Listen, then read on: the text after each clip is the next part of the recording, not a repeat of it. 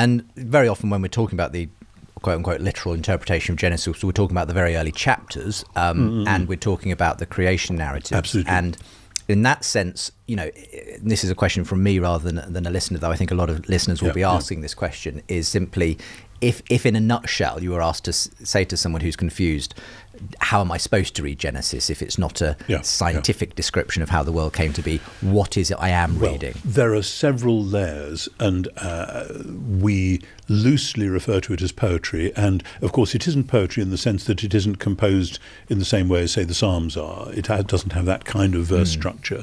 But it's poetic in the sense that, as only poetry can, it's saying 3 or 4 or 5 things at the same time.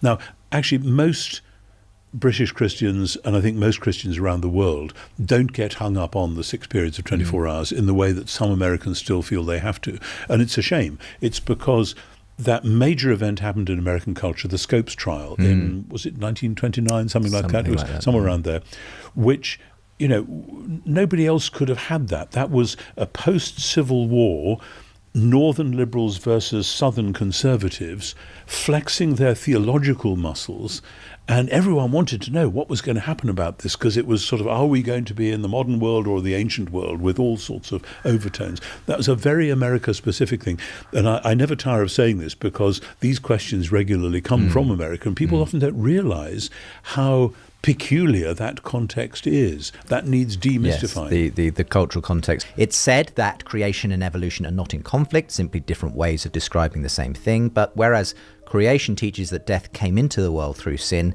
evolution teaches that death was in existence from the beginning. Can that circle be squared? If not, is the gospel message invalidated? Ada in Romania says, I don't know how to view creation in terms of the understanding we now have of science. Evolution, again, implies death, suffering, fear, survival of the fittest, etc. How does this match with Paul's teachings that, through sin, death has entered the world, and again, death came into the world through a man, but also with God's declaration of the goodness of the initial creation? And finally, Jamie in Derby, who says, you believe that heaven is a restoration of the heavens and earth. It was originally in the beginning. You also believe in millions of years of evolution.